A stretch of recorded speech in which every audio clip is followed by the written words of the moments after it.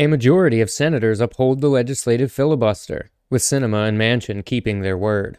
Biden's federal takeover of elections fails to pass, and will review the absolute hypocrisy of the Democrats who have repeatedly defended the filibuster when they were in the minority. Welcome to Old Foundry Media. I'm your host, the Crane Man. Let's fire it up.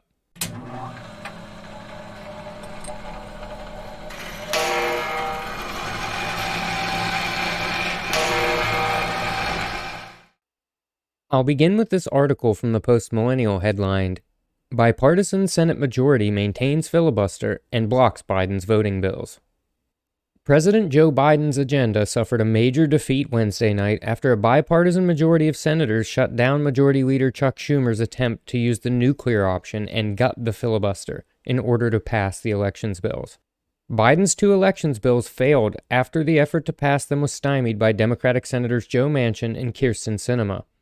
The two Democrats voted with all Senate Republicans in opposing the attempt to change the Senate filibuster, resulting in a 48-52 final vote. That vote followed a failed attempt by Democrats, led by Schumer, to advance the election bills past the Senate's 60-vote filibuster threshold. Schumer's proposed filibuster change would only have applied to the elections bills the Senate was considering Wednesday, but was still using the partisan nuclear option, even though Manchin and Sinema repeatedly said they opposed the method despite supporting the voting bills. Last week, Sinema said, "These bills help treat the symptoms of the disease, but they do not fully address the disease itself. And while I continue to support these bills, I will not support separate actions that worsen the underlying disease of division affecting our country."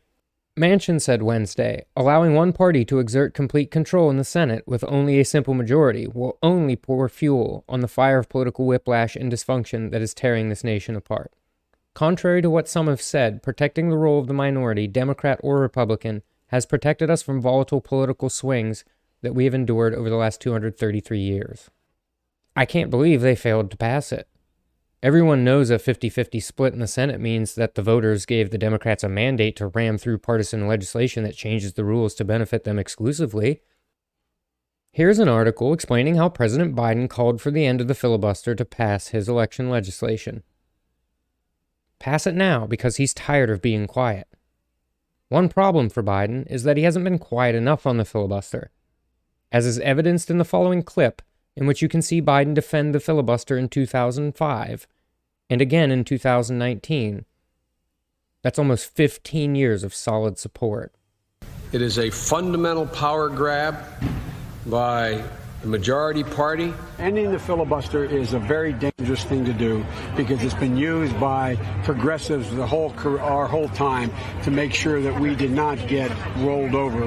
The last Democrat to be elected president echoes Biden in both his divisive rhetoric and absolute hypocrisy.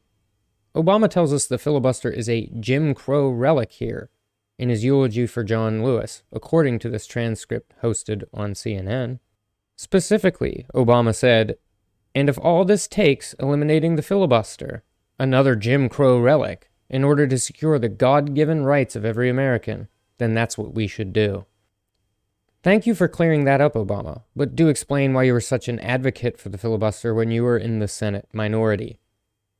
And how do you think your prediction of escalation in partisanship turned out? What they don't expect is for one party, be it Republican or Democrat, to change the rules in the middle of the game so that they can make all the decisions while the other party is told to sit down and keep quiet. The American people want less partisanship in this town, but everyone in this chamber knows that if the majority chooses to end the filibuster, if they choose to change the rules and put an end to democratic debate, then the fighting and the bitterness and the gridlock will only get worse.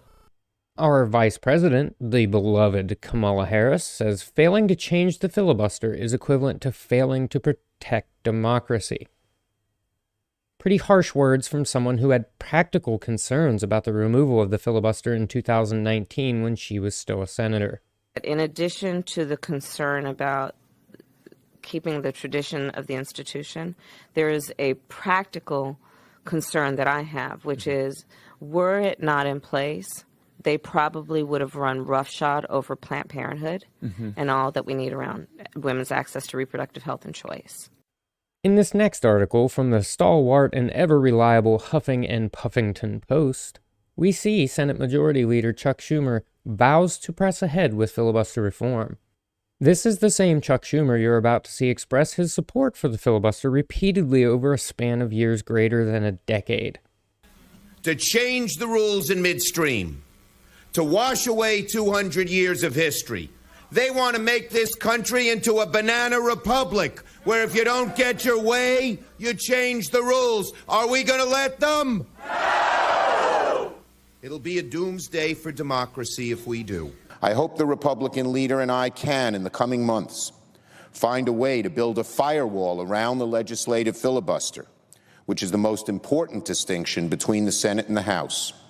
Without the 60-vote threshold for legislation, the Senate becomes a majoritarian institution like the House, much more subject to the winds of short-term electoral change.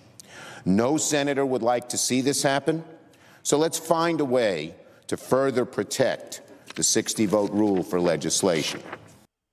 And if it wasn't bad enough to see the president, vice president, former president, Senate Majority Leader, all of them from the same party, all of them flip-flopping their support for the filibuster due to their political conveniences, then let me introduce you to the next montage, in which you'll see Democrat Senators Klobuchar, Warren, King, Durbin, Coons, Feinstein, and Blumenthal all express their support for the filibuster. So I would have liked to see 60 votes, no matter what the judge is. I don't think we should have made that change when we look back at it, but it happened because we were so frustrated because President Obama wasn't able to get his nominees. That's what 60 votes is about. You don't get to be out at the extremes. We hang on to that 60 votes. Well, I represent a small state. And the filibuster and the rules of the Senate in many ways are designed to protect the interests of small states. So I'm not one who thinks it should be abolished. What about that nuclear option, doing away with the filibuster? Well, I can tell you that would be the end of the Senate as it was originally devised and created going back to our founding fathers.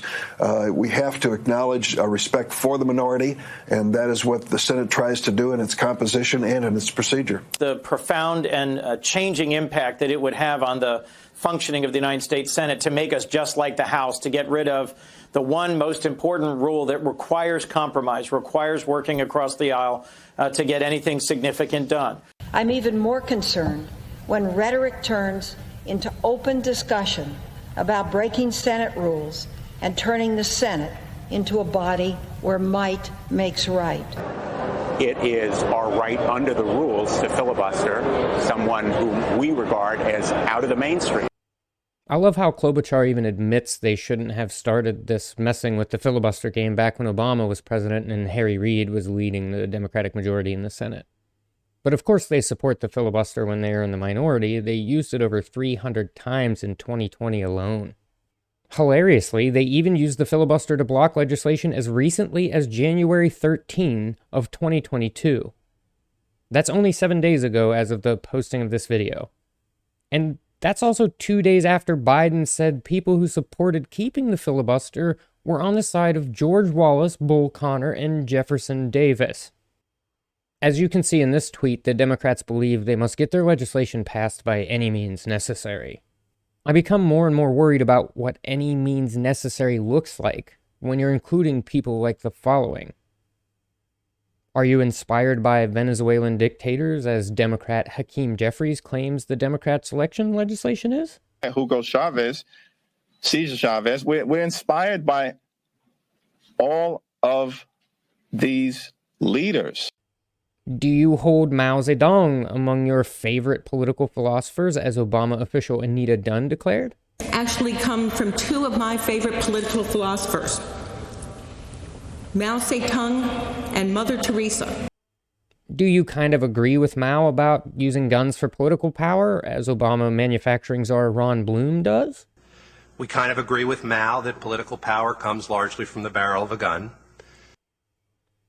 The driving force behind the Democrats' push for a partisan takeover of our election system is states that have passed voter ID laws. Democrats claim these laws will make it hard for minorities to vote and say voter ID is racist, But as we can see in this tweet, they want you to have an ID just to leave your home and go out into public under their vaccine mandates.